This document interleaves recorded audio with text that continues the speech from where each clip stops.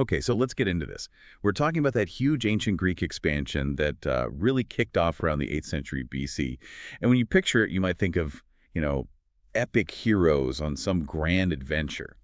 But the reality was a lot tougher. This wasn't a choice. It was basically an organized plan for survival. It absolutely was. The whole movement was, at its heart, a way to release this incredible pressure that was building up back on the mainland.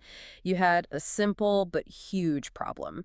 The population was growing really fast, but the amount of good farmable land, well, that wasn't growing at all. And that had real consequences, right? Like for regular people. You had farmers whose land got divided again and again through inheritance until the plots were just too small to feed a family. Exactly. They were facing actual starvation, extreme poverty. And at the same time, you had the rich landowners buying up all the best territory. This created this intense social unrest the Greeks called stasis. Leaders were terrified of a rebellion. So the city-states basically had to do something. They decided to organize these unhappy, landless citizens and, well, ship them out.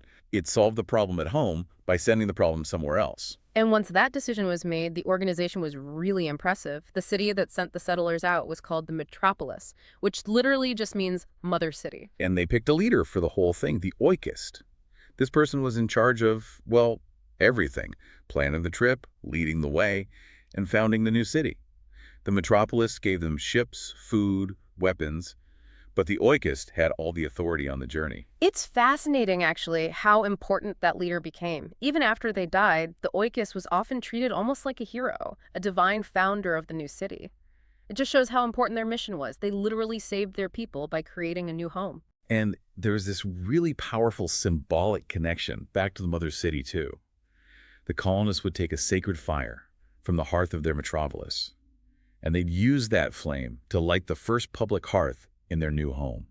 It was a way of saying we share the same culture, the same gods, the same laws. Yeah, that's a great point. But before any of that, before they even set sail, they had to get approval from the gods. So they would go to the oracle at Delphi at the Temple of Apollo. The oikist would ask the priestess for advice. Where should we go? Should we even go at all? And you can't overstate how important that was. I mean, sailing across the Mediterranean back then was terrifying. Getting a positive sign from the oracle, even a cryptic one, gave everyone the confidence they needed to face the danger. It united them. So with the gods on their side, the next challenge was the journey itself. And it was not pleasant. No, not at all. The ships were pretty small. They had oars and a big square sail, but they mostly had to stick really close to the coastline. Sailing out into the open ocean was just way too risky. And they had no compasses, of course, so they used the sun, the stars. They got really good at reading the constellations. But they also used instinct, things like the color of the water or watching where birds were flying from to figure out if land was nearby. Imagine how crowded and uncomfortable that must have been. They could only travel in the summer for good weather, just crammed on a wooden boat with jars of water, dried food, and all the tools they'd need to start a farm as soon as they landed. So when they finally spotted a piece of land that looked promising, that oikist, the leader, had a very specific checklist. Getting the location right was everything. Okay, so what's number one on the list? A good harbor, right? Yeah. A natural one. Exactly. It had to be defensible. It protected their ships, which were their lifeline, from storms and, just as importantly, from enemies. And next, they needed a hill, a high, rocky hill. That would become their Acropolis, the high city. It was their last line of defense in a war. Third was fresh water. That was an absolute deal breaker. A river or a spring was essential for drinking and for watering their crops. And finally, the land itself had to be good for farming. Fertile soil was the whole point of the trip. Sometimes they even chose islands just because they were easier to defend. Right. And if local people were already living there, which happened a lot, the Greeks had to make a tough choice. Do they try to trade peacefully or do they fight for the land? So once the land was secured, the real work started. The oikist would divide up all the farmland into equal plots for the original settlers. Then they'd build the city itself, usually with a central marketplace, the agora, and temples to their gods. And life was incredibly hard at first. Houses were simple, just made of local stone and mud bricks. Everyone had to work together to clear forests and prepare the fields.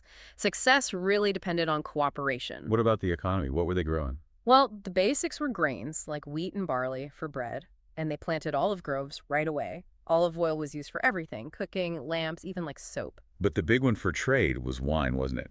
Vineyards were key. Wine was the most popular drink, and it was a really valuable product to export back home. It was. They also had goats and sheep for milk, cheese, and wool. And if they were on the coast, fishing was a huge source of protein. All the extra food was stored for the winter in these huge ceramic jars. And all this production created a massive trade network. The new colonies would ship raw materials, timber, grain, metals, back to their mother city. And in return, they'd import finished goods like nice pottery or textiles. Exactly. And this trade completely changed the balance of power back in Greece. Some cities, like Corinth, got incredibly rich just by controlling these trade routes. And things got a lot easier when they introduced silver coins, which replaced the old system of just bartering. Now, you mentioned interacting with the local people. That couldn't have always been peaceful. No, it really varied. Sometimes there was peaceful exchange. The Greeks might share their knowledge of writing, and the locals would show them which native plants were useful. But other times, Other times, there was conflict over the land. And if the Greeks won, they often forced the local people to work for them or at least pay taxes. But over time, you see a lot of cultural mixing. Local people might start using Greek names or styles. It was complicated. let's talk about the big areas of expansion. Southern Italy and Sicily were so full of Greek colonies, they actually called it Magna Graecia. That just means Great Greece. And that area became incredibly wealthy. Cities like Syracuse and Sicily grew to be bigger and richer than even some of the cities back on the mainland. A lot of that was because the volcanic soil there was just perfect for growing huge amounts of grain. And they weren't just rich, right? They built these amazing temples and became centers for learning. Famous philosophers and mathematicians came from there. They really became powerful civilizations in their own right. They did. The Greeks also pushed east all the way to the Black Sea. This was a much colder, tougher place to settle, but it had resources they desperately needed. Like what? Mostly high-quality wheat and tons of fish, which they could salt and ship back to feed the big cities in Greece. They were also looking for metals, gold, iron, copper from the mountains nearby. And they must have faced different challenges there. Oh, definitely. The climate was one, but they also ran into nomadic tribes like the Scythians, who were incredible warriors on horseback. It forced the Greeks in the Black Sea to build much stronger, heavier city walls than they needed in places like Sicily. So when you look back at this whole era, it really did reshape the entire ancient world. It spread the Greek language, their alphabet, their way of building things all across the Mediterranean. It did. It solved the original problems of overpopulation and land shortage back home, and it laid the groundwork for many cities that still exist today. Marseille in France, Naples in Italy, both started as Greek colonies. It's an amazing story of exploration and survival. It is. The adventurous spirit of those Greeks created this huge shared cultural space. But we should also remember that this success often came from taking land and controlling the people who were already living there. That legacy, both the innovation and the conflict, is what makes it so important to understand. That brings us to the end of our look at ancient Greek colonization. Good luck with your studies.